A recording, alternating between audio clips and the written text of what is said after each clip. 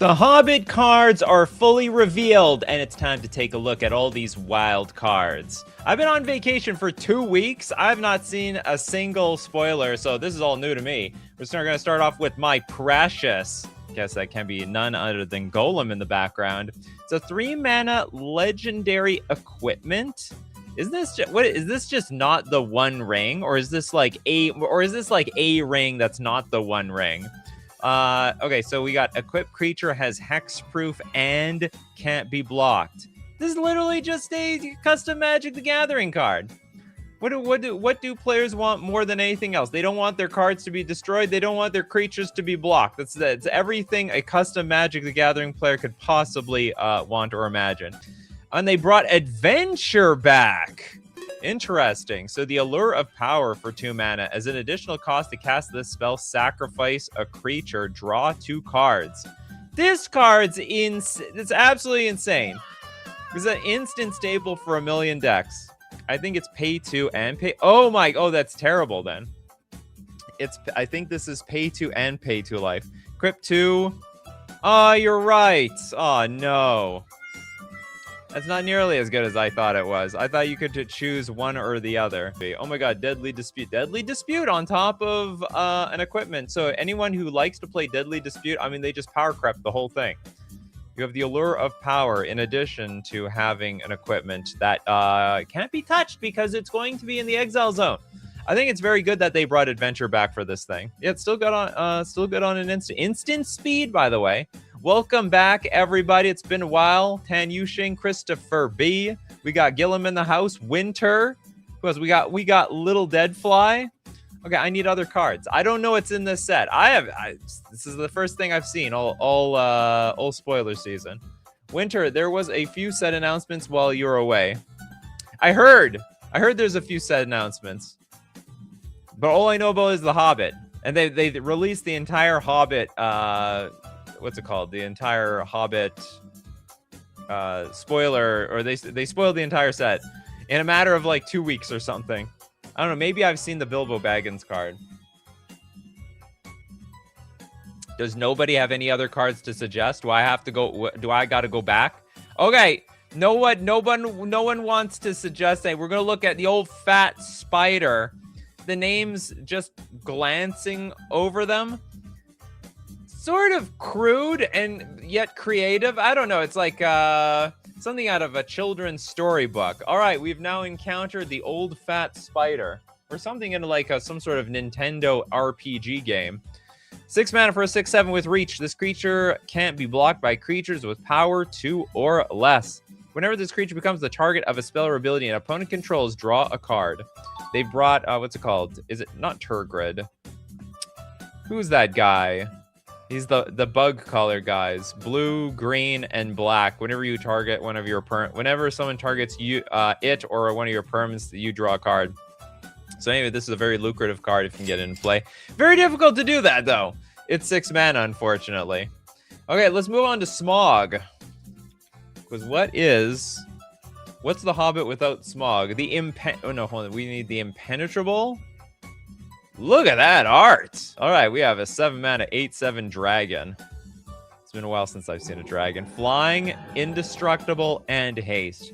How was he? He wasn't that indestructible. Look, he had a soft spot. Everyone has that weak spot. So it's like almost indestructible. Whenever Smog is dealt non-combat damage, create that many treasure tokens. Oh, what? Like why? Because your scales fall off and it turns into gold or something? I don't think The Hobbit has as much cultural impact as Lord of the Rings, so people probably aren't as excited. Oh well. Dragons die to swords. Not this one. This one tied to, if I remember the lore correctly, to a very specific arrow. The Hobbit is a children's book. Yeah, I'm very fond of the old fat spider. You've encountered an old fat spider. How would you like to deal with him? This guy, I think this guy's expensive. But I mean, I think every dragon player is going to play him anyway. You know how it like, give me an indestructible dragon and the dragon players will be super happy no matter what. They'll never They'll never find any fault in that type of card. Next up, let's take a look at Rocco Slam with Fateful Discovery.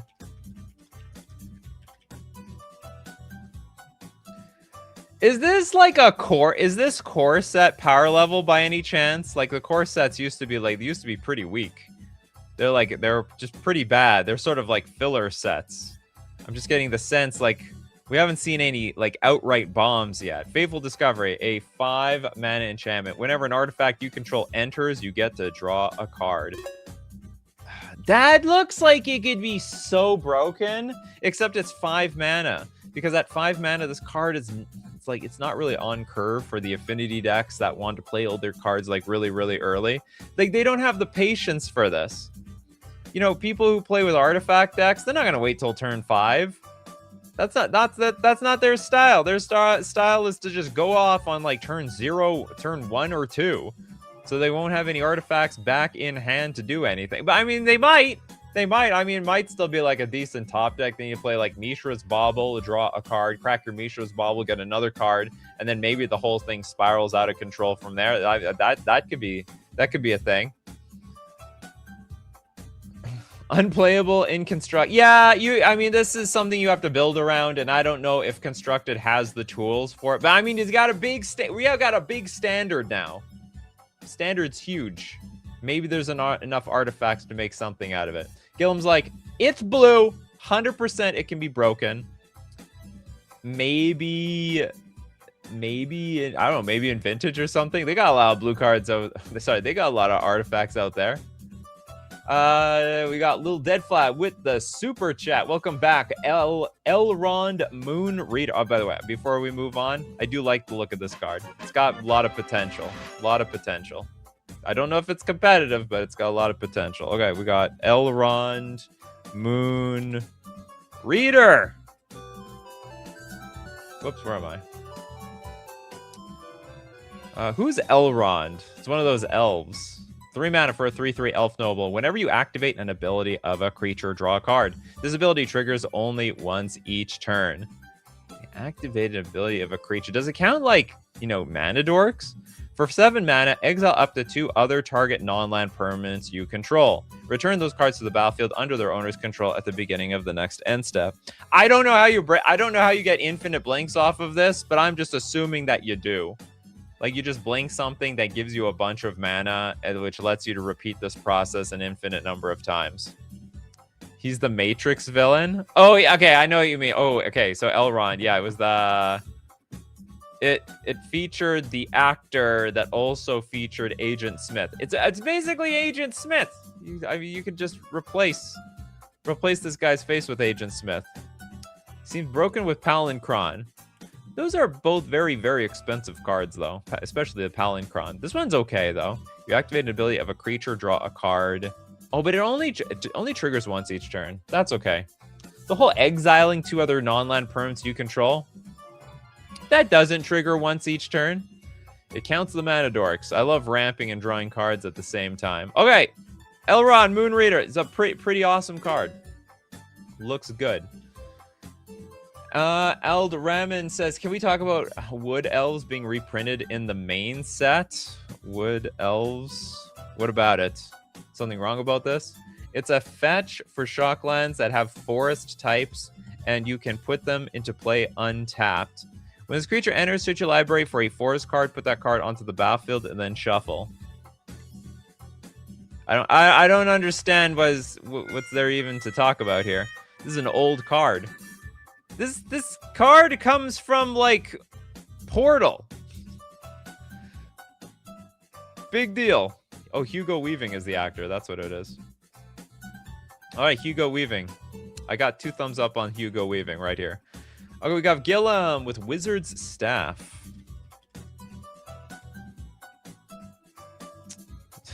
I put on my robe and wizard hat.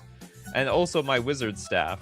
This is a 2-mana equipment. Equipped creature has prowess. If an ability of an equipped creature triggers, that ability triggers an additional time. What is it going to have prowess? If an ability of an equipped creature triggers, which would be prowess, right?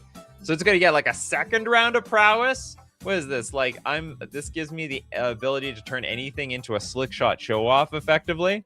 So we can equip a wizard for 1 mana. I like that. Or you can equip for 3 otherwise. This seems like more work than than I think it should be. I think this is a lot of work. How badly do people want prowess on like anything that they want? I'm like, you could put this on a token, but then there are so many cards out there that create prowess tokens that I don't even know if you really need this on top of that. Gilm's like, yeah, we had prowess, yes, but what about second prowess or double prowess?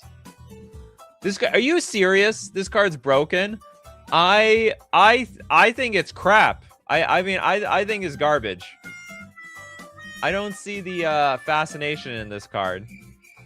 So my problem is it's not even a threat by itself. If it had one of those abilities where it came into play with like a creature or a germ token or something, okay, I would get it.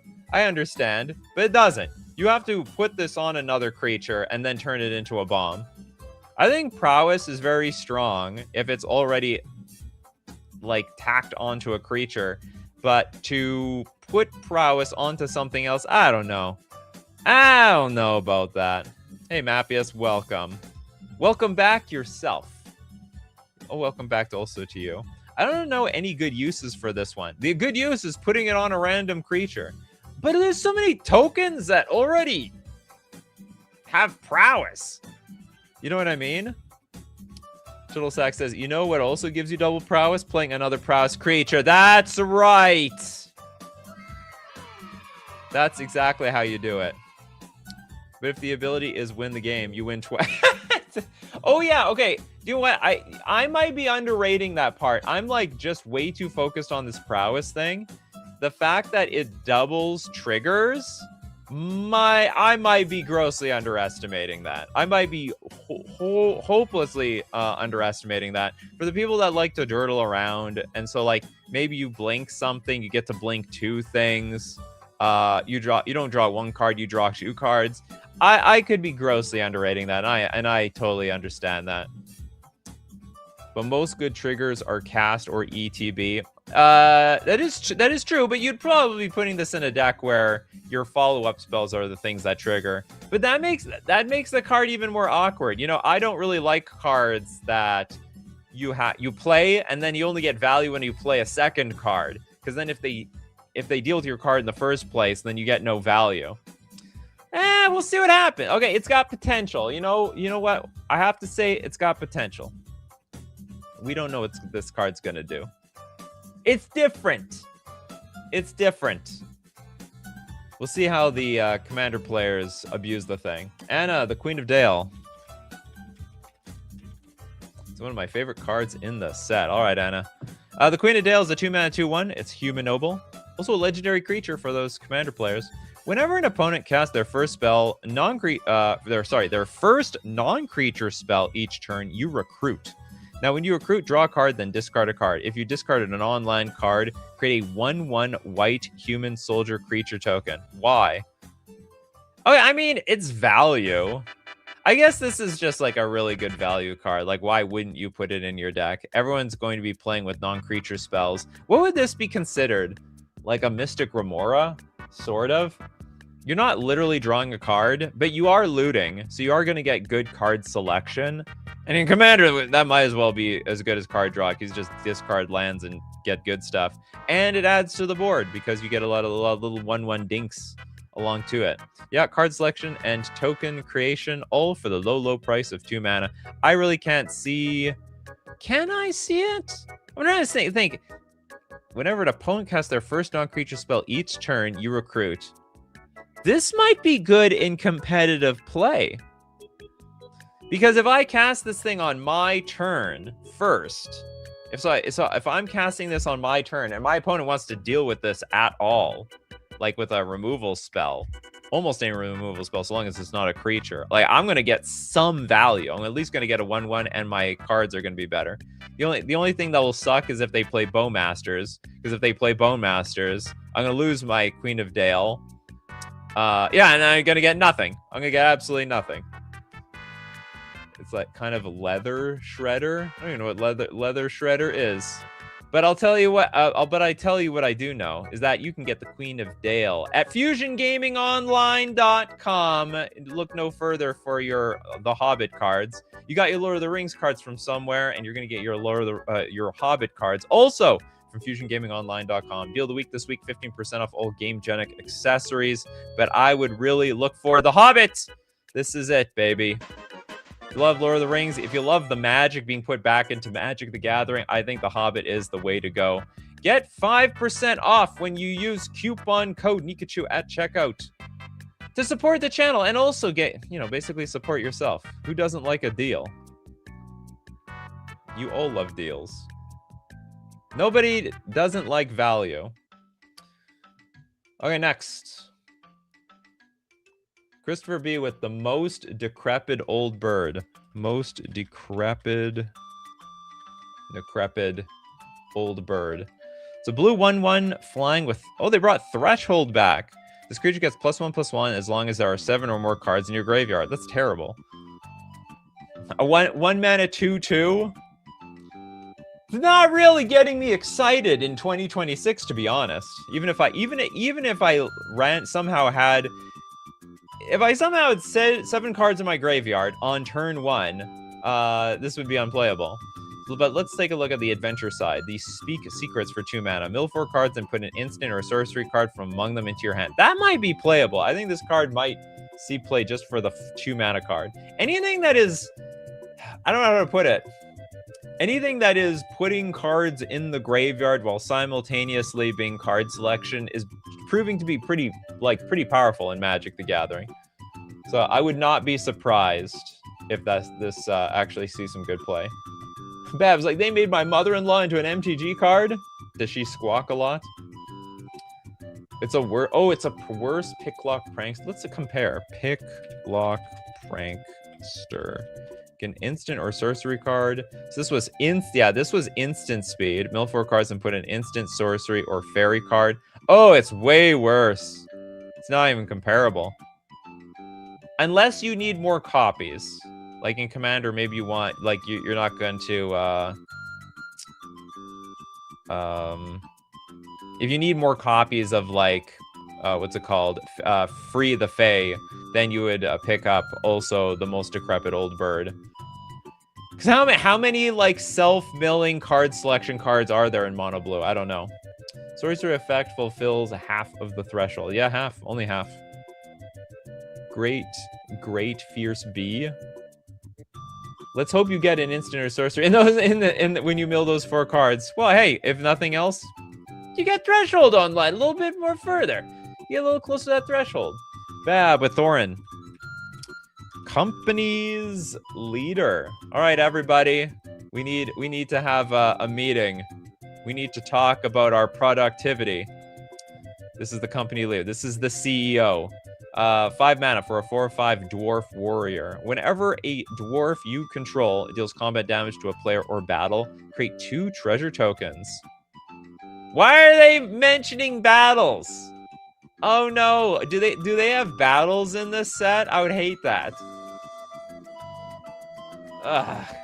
Can we like pretend that card type doesn't exist? It's like my least favorite card type in all of Magic the Gathering. I'll take Chaos cards over battle cards. Also for 10 mana, creatures you control gain double strike until end of turn. That's not bad. Okay, so that's some way to maybe end the game if you have enough dwarves in play, which I don't think you do. So dwarves, they're still starving, if I understand. Like, how many dwarves are in the game now? Let's look up creature dwarf. Let's see. How many dwarfs are in the game? 166. So the game is still starving on dwarves. There's like not that, and they're really bad. I've looked at the dwarves in the game. They're mostly just garbage. I mean, they're just... Magda has a long way to go until, Magda can be put into, like, a dwarf level deck. Changeling stock's going up. Okay, yeah, I mean, for anyone that likes to make changelings good, sure. Changelings is just... It's like the filler to any deck that doesn't have enough playables. They're putting more in this set. This was the set for dwarves. If you're starving for dwarves, you probably this is what you're gonna get. You're not probably not gonna get more dwarves for like another few years. You gotta start printing more dwarves if you want to see dwarves become a thing. You also need to print like good dwarves. This is in the right direction, but it's 5 mana. Whenever a dwarf you control deals combat damage to a player or battle, you get some treasure tokens. That's fine. What are you gonna do with all that mana though? There's not even any. What, cast more dwarves? Magda gives you treasures. Okay, next up. I think the card is good. It's okay.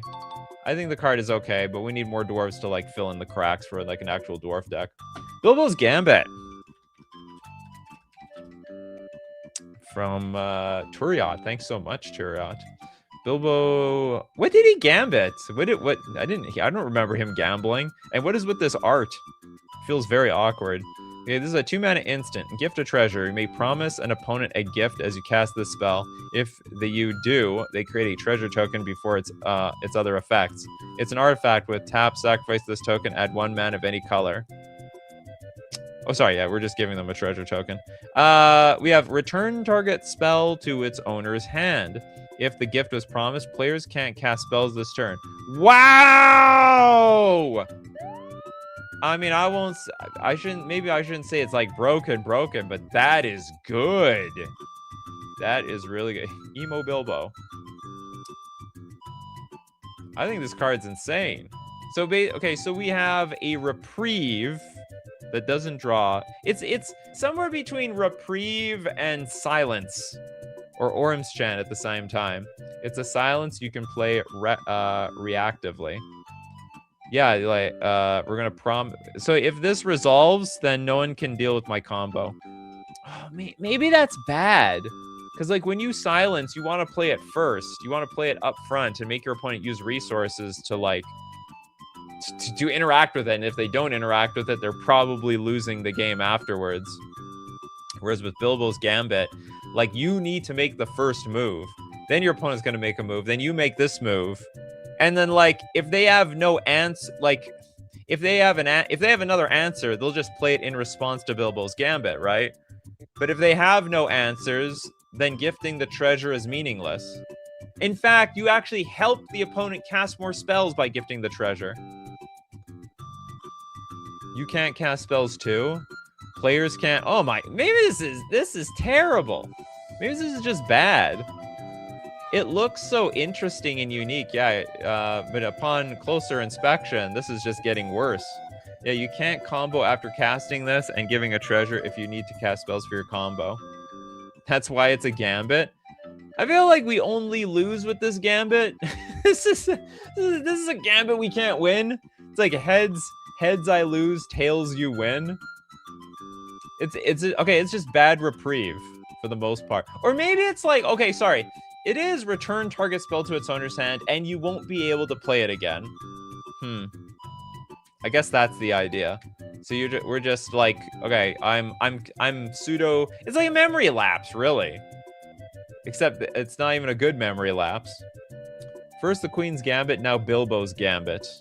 I don't think Bilbo's Gambit is a very good opening in chess. It's worth it in CEDH, but beyond that, I don't think it'll see play. What decks would play it? Like an Orzhov deck? So like you're talking about like a non-blue EDH deck that needs some protection or like needs some sort of form of counter magic. Yeah, you know what? I also might be underestimating this whole players can't cast spells this turn, because let's say a player is combo. Maybe it's just a very good against a deck that's comboing off. Let's say a deck they played like 10 spells in a turn, and then they're going for their like 10th big spell, and you Bilbo's Gambit them, and they can't play any more spells that turn. Maybe that's worth it. And then all the spells that they played that turn like go to waste because it can't count for can't be used for Storm. Just play Veil of Summer instead. Veil of Summer may not work for everything. Exactly, yeah. Kills their win condition. Okay, do you know what? Okay, we talked the talk. I like this card. It's interesting. We broke Isochron Scepter again. Oh my god! This on Isochron Scepter? Is this like the new default hot card for Isochron Scepter? Like, I don't even know how does anyone break Isochron Scepter in 2026? Oh, I guess it's just you make exile mat card, convert mat cost 2 or less. I guess it was just silence, right?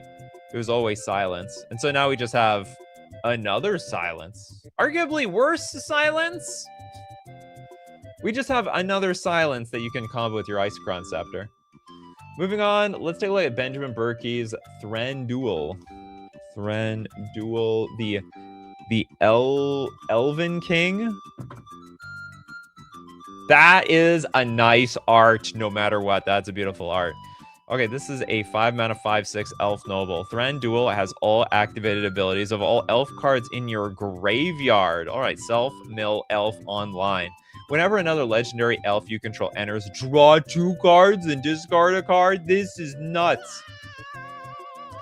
So, who needs, what's it called? What was that damn card called? Glimpse of Nature? Is that what it's called? Yeah, who needs Glimpse of Nature? Worthless.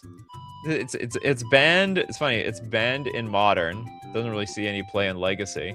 Just need Thranduil the Elven King. Arguably better than Glimpse of Nature. Draw 2 cards. Basically, draw 2 cards every single turn. Blue Elves is weird, but blue is supposed to be merfolk. They got some Simic elves, okay? They got blue is magical, everybody. And so this is just a magical elf that likes to loot. Is there any blue elf prior to the set? No, only triggers with legendary elves. You know what? Yeah, that card actually is worse. There's a lot of legendary elves in this game, but I don't know if there's enough that makes this good. Well, okay, in Commander it'll be fine, because you have a bunch of one-ofs anyway. Lord of the Rings had Simic elves. Okay, for anyone that's curious, we're gonna look up all the blue elves in the game. How many blue elves? There's 64 blue elves, okay? So for anyone that thinks a blue elf doesn't exist, well, hey, have you ever heard of Eldrick? Eldrick, anyone? This is a very popular blue elf. One of the most popular blue elves out there. Did you know that Coiling Oracle is an elf? I didn't know that. I thought it was just a snake. So I'm learning something over there. We just looked at Elrond the Moon Reader, didn't we? How short our memory span is that we forgot Elrond was a mono blue elf. What else do we got over here? Gaia's Skyfolk, one of my favorites. Is also a blue elf. So anyway, blue elves have existed for a very long time. People are doing infinites with that one elf that puts the -1/-1 counters and add 1 mana. Forget its name. Yeah, me too. Yeah, Elrond is blue. We just saw a blue elf, like literally 5 minutes ago. Okay, the card is cool. It might be clunky though. You get all activated abilities of all elf cards in your graveyard. Hopefully this plus dumping a bunch of cards in your graveyard is the key to getting this thing online. Now you are in black, so you can play things like, Grizzly Salvage and stuff like that, which will build your graveyard up to make this Thranduil unbelievably amazing. Aldramin with Part in Friendship. Thanks so much for your super chat.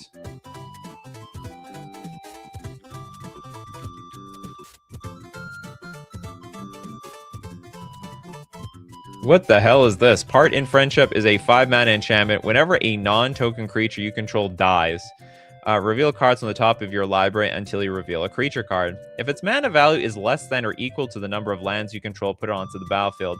Otherwise, put it into your hand. Put the rest on the bottom of your library in a random order. This ability triggers only once each turn. This card is like a fine commander card. I wouldn't play it in like any other deck. I would not play it in any 60-card constructed format. Holy wall of text. At least it's easy to read. It's like, okay, if something of yours dies, reveal cards until you hit a creature card, and then if it costs, if the mana value is equal or less to your lands, just put it in play. Otherwise, put it in your hand.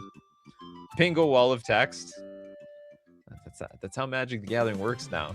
It's text all day, all night, all day long, every single day. Just like the value you get from Mana Traders, the premier place to rent Magic cards on Magic Online. They're pumping out sets every single goddamn month. And you can stay up to date if you're renting those cards with Mana Traders on Magic Online. It's way cheaper than trying to buy and sell your cards constantly. That's why you gotta rent. You rent using coupon code Nikachu_AOY for 40% cash back on your 3rd month subscription. Also makes it easier playing Modern and Pioneer and Legacy. Super easy. You're always up to date with whatever the hell they're playing. Only once each turn, damn. What's that? I mean, like, how much of your stuff is dying every turn?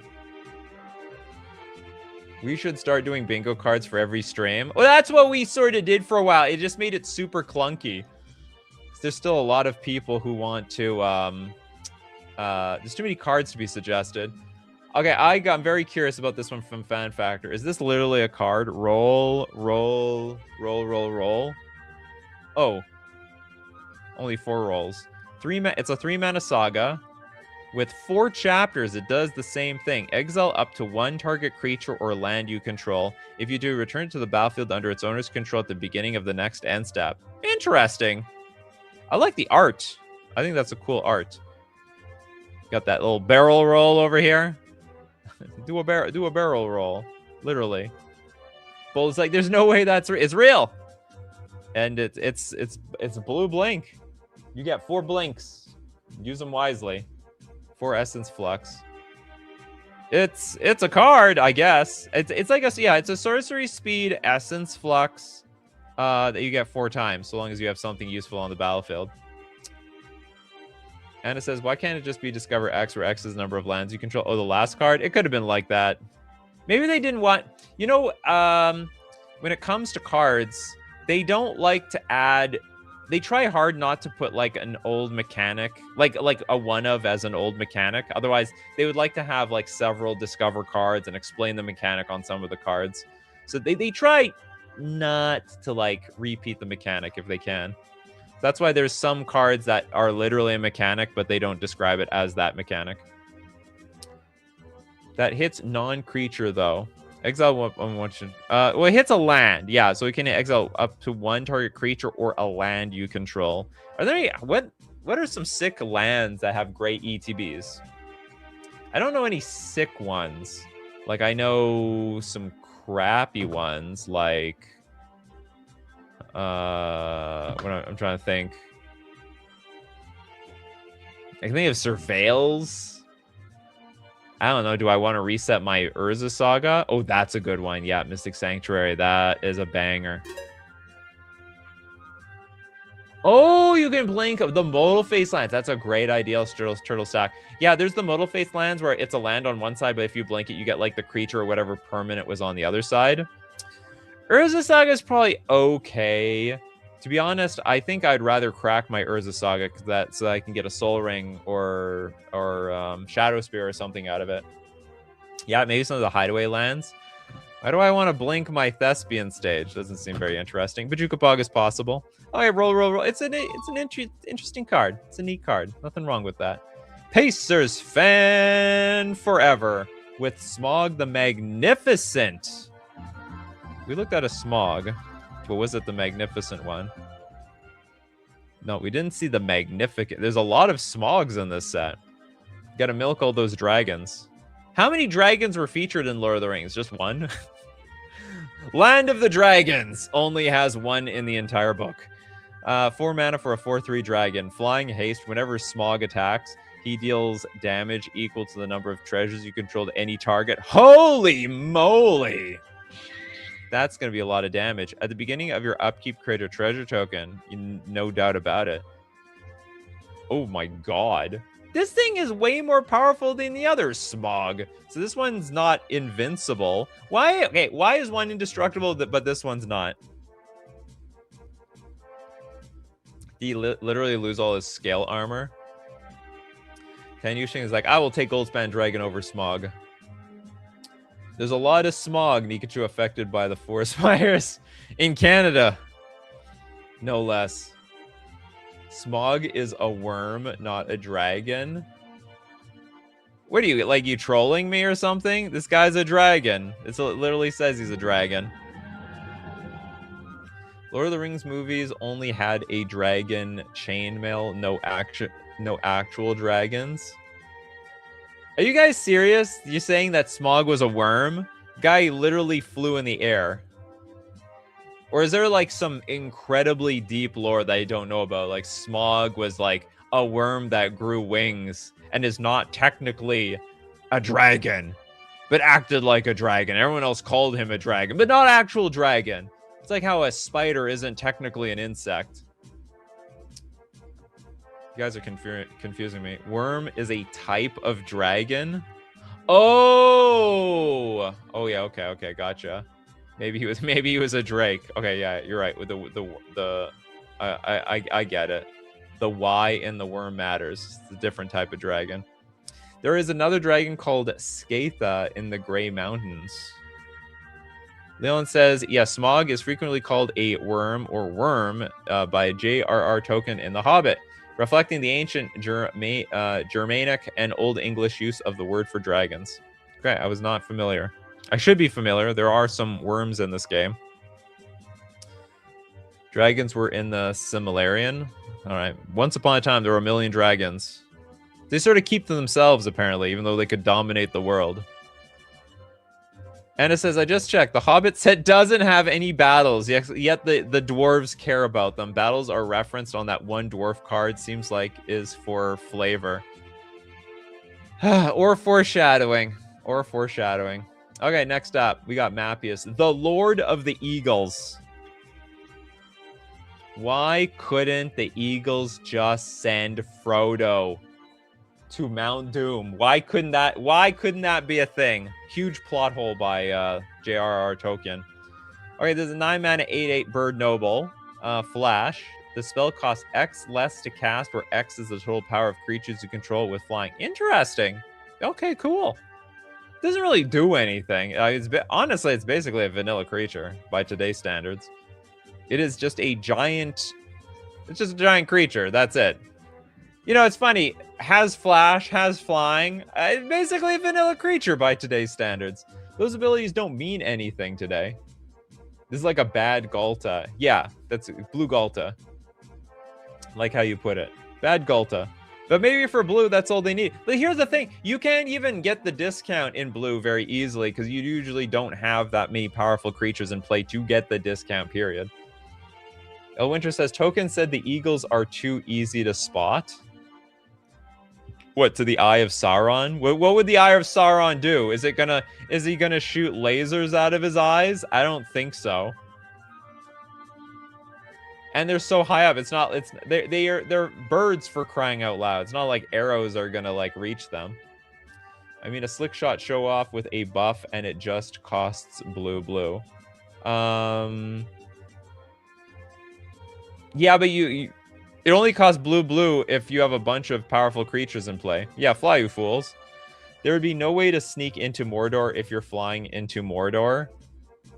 Do you need to sneak into Mordor?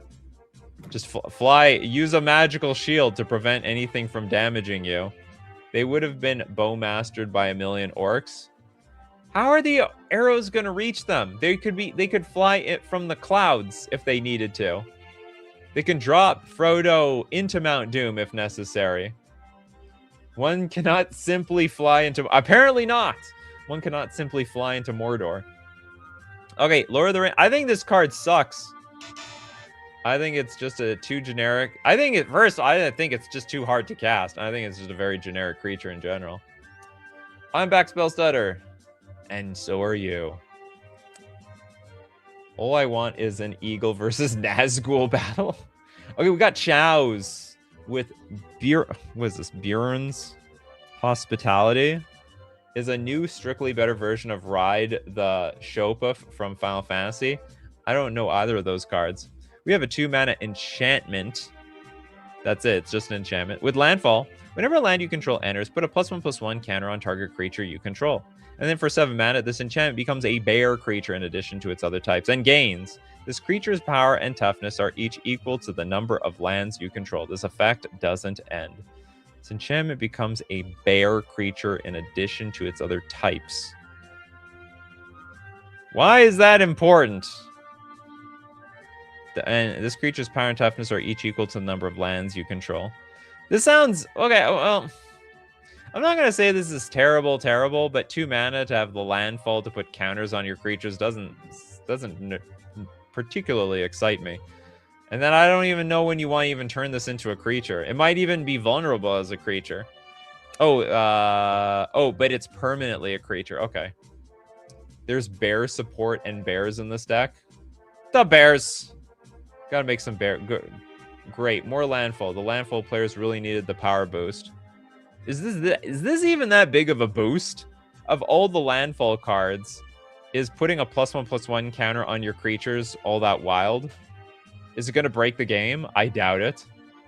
Okay, next we've got Corey Alder, Dancing from Dark to Dawn.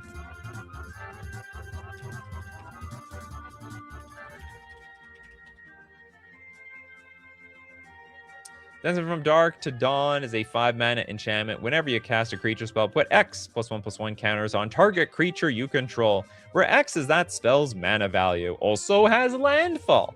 They're really bringing back landfall here. Not that it had left anywhere. Landfall is going to be in every set from now on. Whenever a land you control enters, create a 2/2 green bear creature token. This is the bear of the deck. So you cast a creature spell, you put X +1/+1 counters on target creature you control, where X is that spell's mana value. See, this card's like way better than this card. It's not even close. This landfall, this card, you play a land, you get a +1/+1 counter. Here, you just literally get another creature. And then as you cast other spells, you can buff up those creatures to ginormous amounts. Landfall might as well be evergreen at this point, isn't it? Is it not evergreen?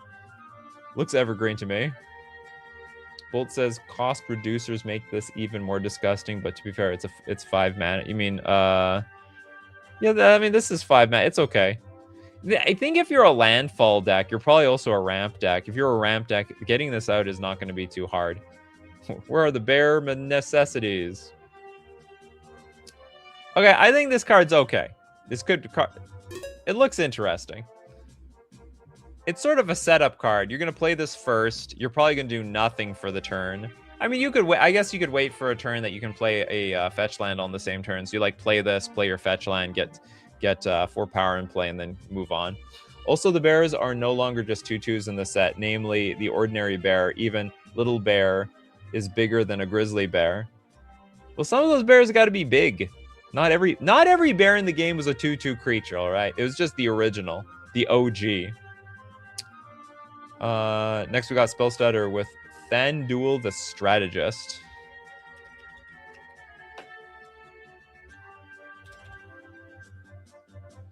Thanduil. Where are you, Thanduil? Oh, is it Thranduil? Thranduil is super popular. Oh my god, he's playing 3D chess. He literally has chess pieces on a map. 5 mana for a 4/4 elf noble. Another blue elf. All right, for everyone that didn't believe in the blue elves around here. Other elves you control have tap, add a green or a blue. Looking out for those other blue elves. Landfall. Whenever a land you control enters, create a 1/1 green elf creature token. This feels like such a magic. This is like the most Magic the Gathering card of all the cards that we've seen today. Just like, okay, all other elves can add mana. Also, landfall, make elves, which also will have the ability to add mana. And make no mistake, if this card's in the graveyard, this Thranduil will gain those abilities. All of the... Is it... Oh, no, sorry. It's only activated. Oh, it won't gain those abilities. Oh, it's only activated abilities. Okay, scrap that. That's a battlefield map. Yeah, it's about... Yeah. They're playing the more... Yeah, more landfall. It's another land... Are you guys all tired of landfall? Wait, would you want to ban landfall from the game? I don't think they're going to do that by any chance. What's up with... Why is everyone excited about Wood Elves? We talked about that earlier. I don't understand the fascination, if anything. Pacers fan forever, you do have another card. Gleaming Splendor.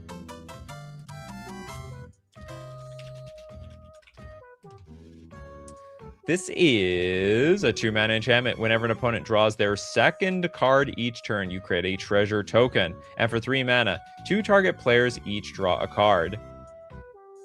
Whenever an opponent draws their second card each turn, which you can almost force, you get to draw a card. What is this similar to? I can't tell if this is like really broken or really dirtily. Oh boy, Smuggler's Share. Eldraman says, because Wood Elves is amazing for standard, it will be the only fetch for Shocklands. It's so slow, though. It's literally on at 3 mana. Or are you talking about, like, Llanowar Elf, then the Wood Elves? Like, who cares?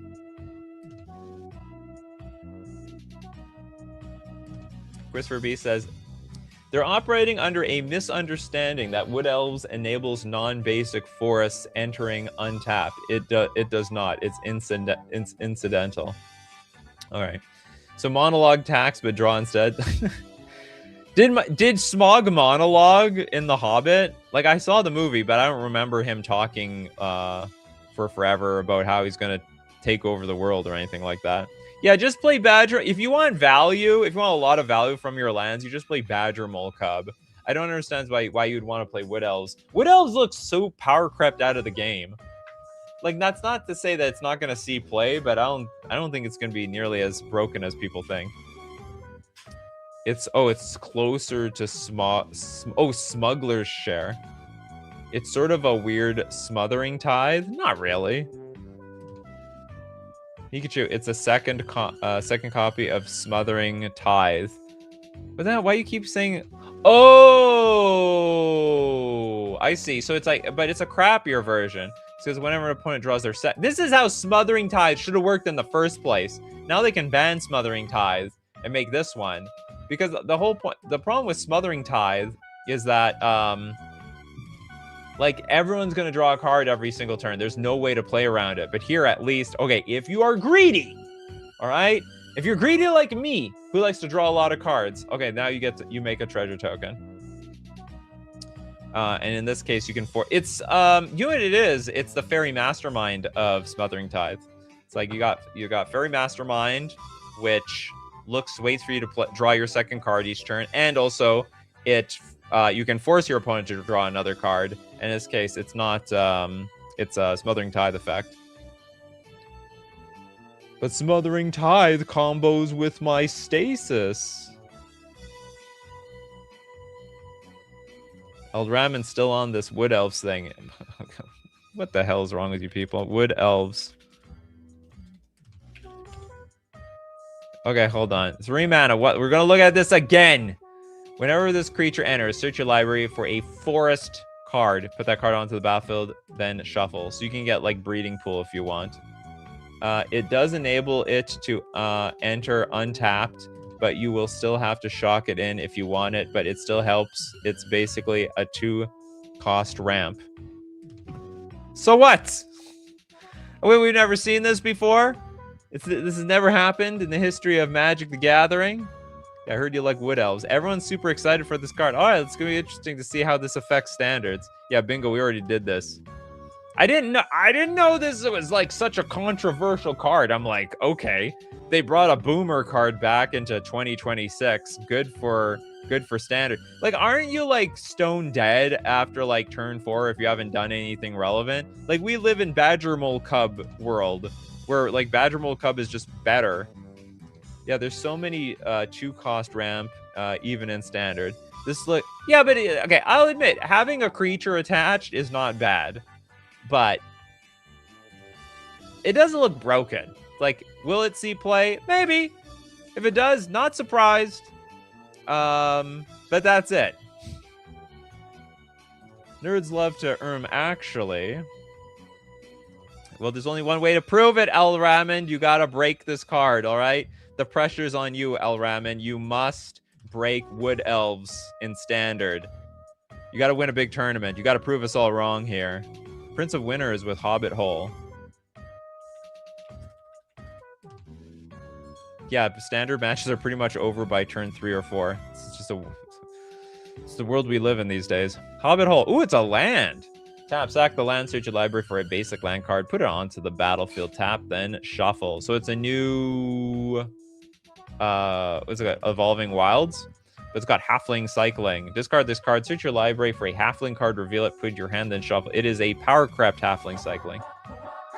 Completely power crept, which is fine. Yeah, I heard they put Settle the Wreckage in this. Settle the Wreckage.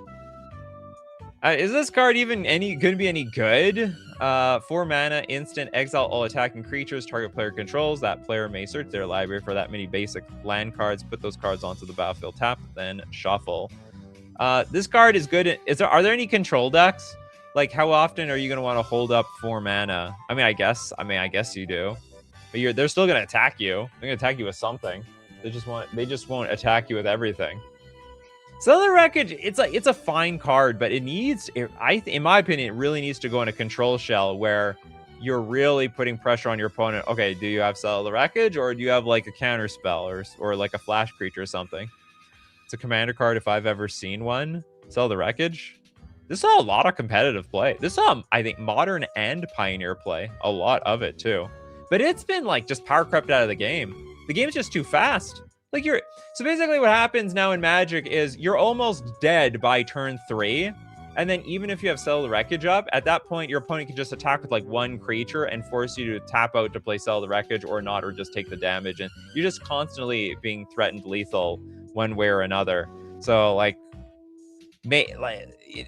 if they can slow Standard down, this card is going to be good. If Standard is going to be stupidly blazing fast, this card's not going to matter. If you need this, you're already dead in current Standard. The art is good. The art's not bad. Oh, is this where Smog just completely wrecked that port town of some sort? Steve Cooper with the Master of Lake Town. Is that the guy who shot the arrow? No, it's not. Okay, 3 mana for a 3/2 Human Advisor. He's got Death Touch. Whenever a player loses life, that player mills that many cards. That's unique. I don't think I've ever heard of a single card that acts like that, where if you lose life, you mill cards at the same time. When the Master of Lake Town dies, draw a card for each graveyard with 7 or more cards in it. Draw a card. That just sounds too hard to enable, in my opinion. So it's like you don't. And the problem is you only get the big value when it dies. Not to mention, okay, I actually think this card's bad. I think this card is bad for several. I think it's pretty bad for several reasons. I think milling your opponent is going to help them more than it's going to help you. And you only get value if this thing dies. And if it dies before the opponents have a big graveyard, then you're going to get nothing. It's also when you take damage, you mill too. There's a lot easier ways to mill ourselves. This is just too incidental. It's the kind of card you might run one of just to make your opponent think, but it's not that great. I don't really like cards where your opponent has to play bad into them in order to get a good value, and that's sort of what the Master of Lake Town is. Not to mention, again, you filling your opponent's graveyard is going to backfire on you, big time. Big time. If you're playing this in a mill deck, you're a fool. An absolute fool. Okay, Stormy Cat with Golem Riddle Master. Golem. Ooh, riddle me this, riddle me that. They should put the Riddler hat on him, just like Batman. Or actually, they should put on Bilbo. Bilbo won the riddle games, didn't he? 2 mana for a 3/1 Halfling Horror. As Golem enters, choose odd or even. Whenever an opponent casts a spell with the mana value of the chosen quality, choose one that hasn't been chosen. You can put a +1/+1 counter on Golem. Each opponent loses 2 life, and you gain 2 life, or you draw a card. Huh. So if we choose 1 in competitive Magic, probably you will always get one of these abilities. You'll definitely draw a card. Whenever an opponent casts a spell with the mana value of the chosen quality, choose one that hasn't been chosen. Oh, so you can exhaust all the abilities and you don't get them anymore. Caring about odd or even is rare outside of Eldrazi, right? Yeah, it is pretty rare.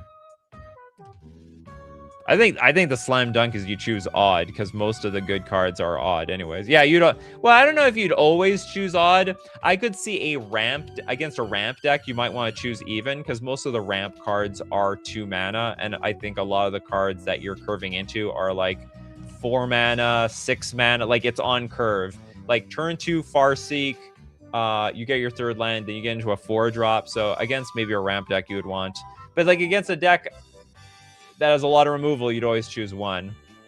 Once again, Orcish Bowmasters. Yeah, Orcish Bowmasters makes this card suck, but like, you know, whatever. We can't do anything about that. It exists. Golem should have seen the Bowmasters coming. Just stay in that cave where he can't be found. Any other comments about this thing? It's an interesting card. I wonder if this is going to see. I doubt it's going to see competitive play. But the one neat thing is that like you are drawing a card off of. It's actually not.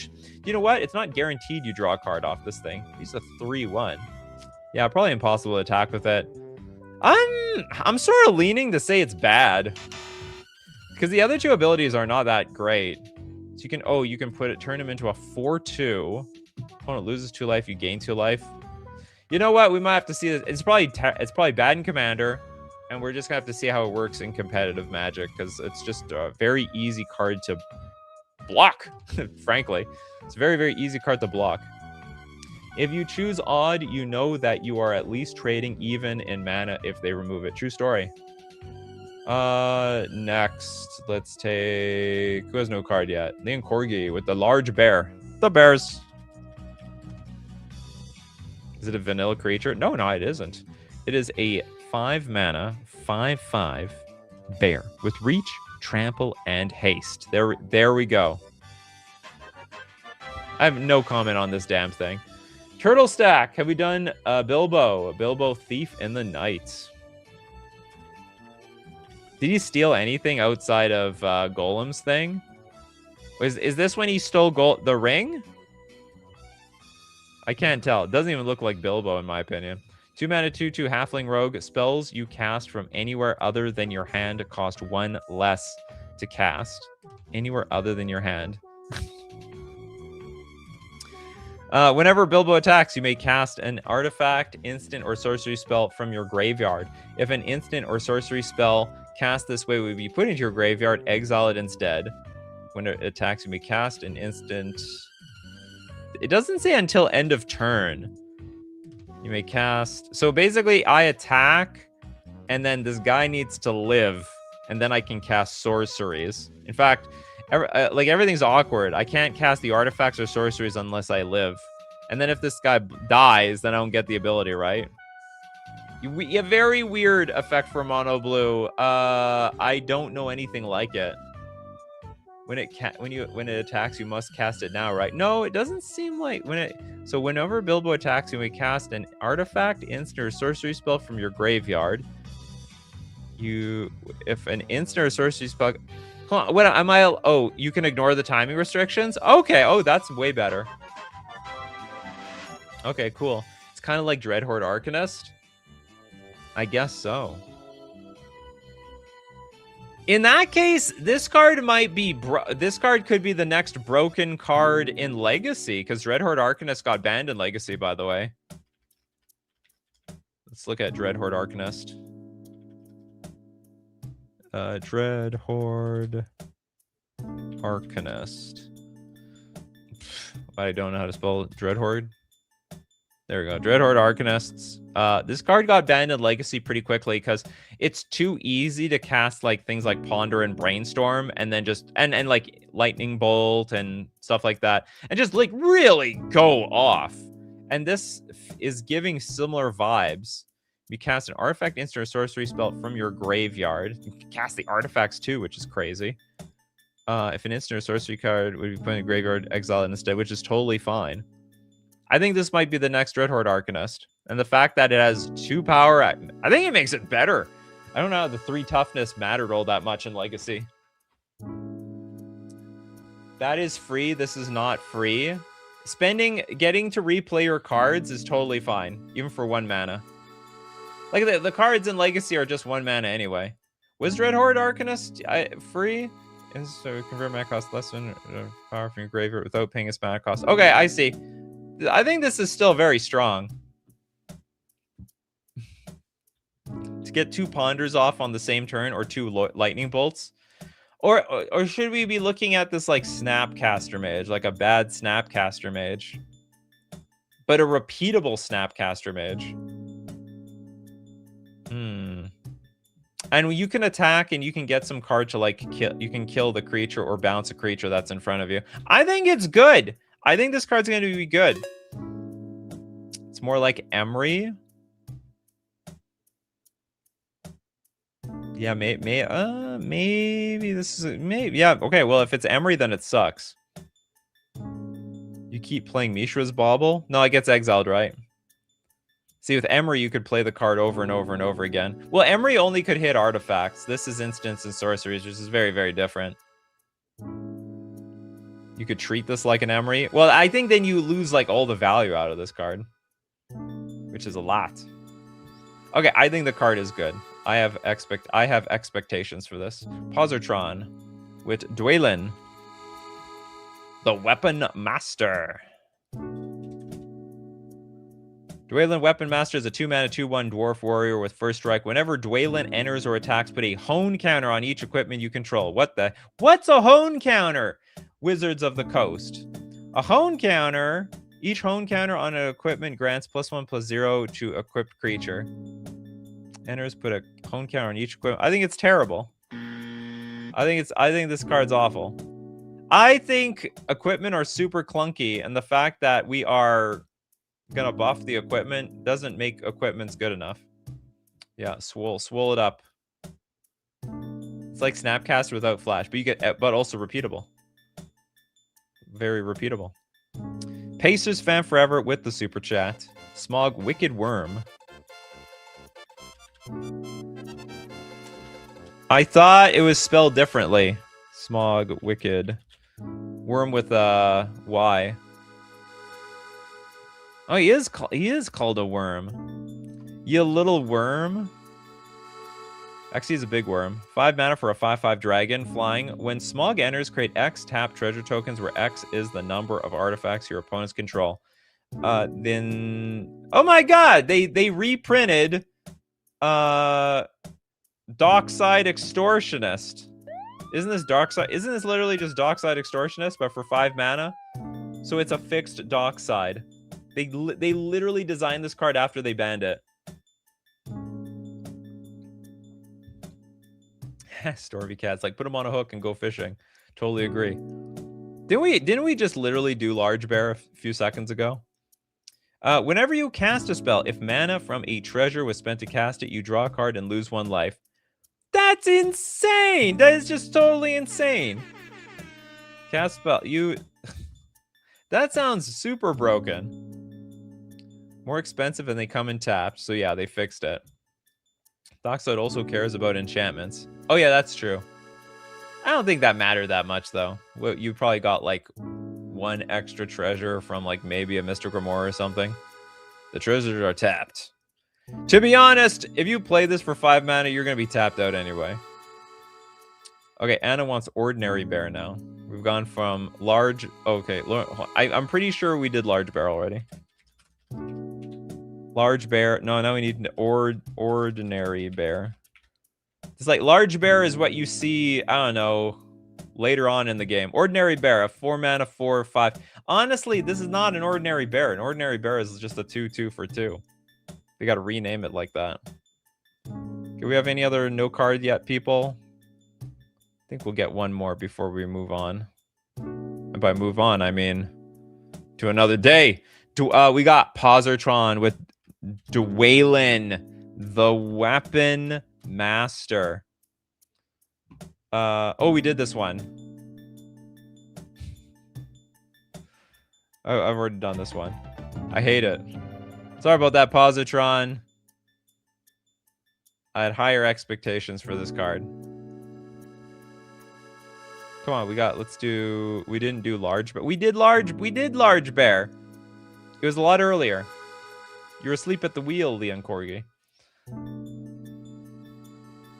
I thought my stream got rewinded. Ordinary bear has the same stats as Starship Enterprise. Oh man, the Starship Enterprise cannot beat an ordinary bear. What is he eating? He's honey? Yeah, he's eating honey. Completely mashed up the damn honeybee thing. Okay, let's take a second card from Benjamin Berkey. The Ren Duels Company. A 4-mana 3/4 elf soldier. As long as you control another elf, you may play an additional land on each of your turns. Not bad. Landfall, whenever a land you control enters, put 2+1/+1 counters on target creature you control, and it gains vigilance until end of turn. That's like a typical landfall card. Now, this landfall card is serious business. I think this is a lot better than that enchantment, where it only put 1+1/+1 counter on it. So, like, if you got an elf, you need another elf. You get more lands in play, but when those lands enter the battlefield, you get 2+1/+1 counters and vigilance. We did large bear Nikachu, just didn't have any comments about it, so it was very brief look. What is there to say about this card? You know, it's funny, it has 3 abilities on it, but by today's standards, that's basically a vanilla creature. Why does he have reach? What, does he like jump into the trees? It's a huge flavor fail, in my opinion. Okay, we got Steve Cooper with 2 super chats. Gandalf, Goblin's Bane, and Adono for chat. Gandalf. I didn't know the Gandalf fought the goblins. There's a 3-mana 2/3 Avatar Wizard with Flame Shape. Okay, let's see what Gandalf does in general. I didn't know Gandalf was ever red. This feels like a very wrong card. Whenever you cast a non-creature spell, Gandalf gets +1/+1 until end of turn and deals 1 damage to each opponent. This seems terrible. I think this is very... Gandalf is like one of the most powerful entities in all of Middle-earth, and he is just a crappy 3-mana 2/3 creature here. Gandalf should be like the closest damn thing to a planeswalker, and this is very awful. Maybe Gandalf got angry and turned red. Gandalf needs a Snickers. Flame Shape for 2 mana. Sorcery. Look at the top 2 cards of your library and exile them face down. For as long as they remain exiled, you may play them if you control a wizard. This is also a very situational card. Yeah, no prowess. A 2/3. Yeah, a 2/3 Avatar. I don't know. Maybe it's because he's so angry, he's actually weaker. You know, you're more focused and more powerful if you're like clear-headed. He's too wild and crazy. He's completely lost his mind. Let's take a look at Jagraw's inside information. Anyway, I think this card sucks. It seems very uninteresting to me. Whenever you cast a non-creature spell, it gets +1/+1 until end of turn. It's like not permanent. Maybe the 1 damage is more serious than I think it is. Wait, what are we looking up? We're looking up inside information from Jagraw. Inside information. Black X sorcery. Exile the top X cards of a target opponent's library. You may play those cards this turn. If you cast a spell this way, pay life equal to its mana value rather than pay its mana cost. So is this just a bad version of, or I should say it's a different version of that Sultai card that steals a bunch of cards off the top of your opponent's library for X. I can't remember what it's called, though. Chow says, a lot of these cards seem like fixes for overpowered cards that have been banned. Yeah, I guess so. For anyone that wants more cards.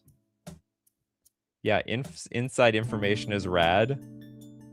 What is the card that I'm thinking of? Villainous Wealth, yeah. So we have another version of Villainous Wealth. Mono black version of Villainous Wealth. I wish I could use treasures to pay for it. Well, you can use treasures to pay for this thing, right? But you can't use treasures to pay for the cards that you get. It looks like a good card. Okay, let's get a... we have one super chat from Steve Cooper. Who wants the super chat? Does anyone have... Is there any no card? I guess everyone's got a card so far. It's all coming down to... Also cost 1 less. True story. Yeah, is this like a strictly worse villainous wealth? But I mean, you get what you sort of pay for if you want to be mono black. If you want it to be better value and free, you have to splash 2 more colors for it. Let's go with Christopher B's Bifer Melodic Rider. You get the super chat, Steve. Christopher B.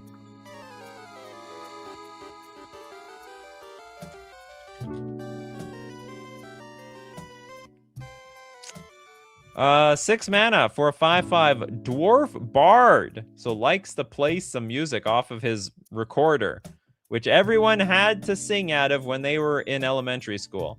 Storied, if you control 3 or more artifacts, legendaries, and or sagas, you have an enduring story for the rest of the game. Oh god, is that like the city's blessing or something? Whenever Bifer enters or attacks with a +1/+1 counter on target creature. As long as you have an enduring story, if an ability of a dwarf you control triggers, that ability triggers an additional time. They're really trying to push these dwarves. So, I mean, this might be good. Storied seems maybe not too hard to pull off. If you control 3 or more artifacts, legendaries. So, like, this is Storied is probably easy to pull off because of the treasure tokens. It's historic meets ascend, yeah. So if between like it's just art, like the treasures are gonna trigger this. The problem is getting the dwarves. I don't know if there are enough dwarves in this game that trigger if an ability of a dwarf you control triggers. So like what with Magda, can I like go look for 2 dragons and put them onto the battlefield at the same time? Maybe I can. Maybe I can, Christopher B.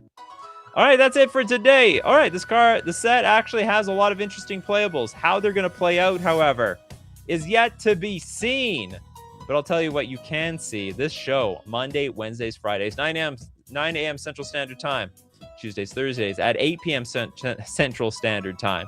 Thanks to everyone who supports the show. If you're a patron, a member on YouTube, or you super chat to be part of the show, or even super chat so other people are part of the show. And of course, thank you so much, everyone, for being here today. We got the coffee crew is back with the Big Squig, the Ghost of Thomas Jenkins, Gillum. We got Tobias, Gillum, Little Deadfly, Restian, Serpentine. We got Tan Yushin. I think I got the big Benjamin Berkey, Big Squid, Adaptus, Chows, Steve Cooper, Bell, and many more. So as usual, my coffee crew keep brewing them coffees because you're going to need it hard to be brewing with the Hobbit, and we're going to keep brewing up the magic. Take care of yourselves, and I will see you at the next cup.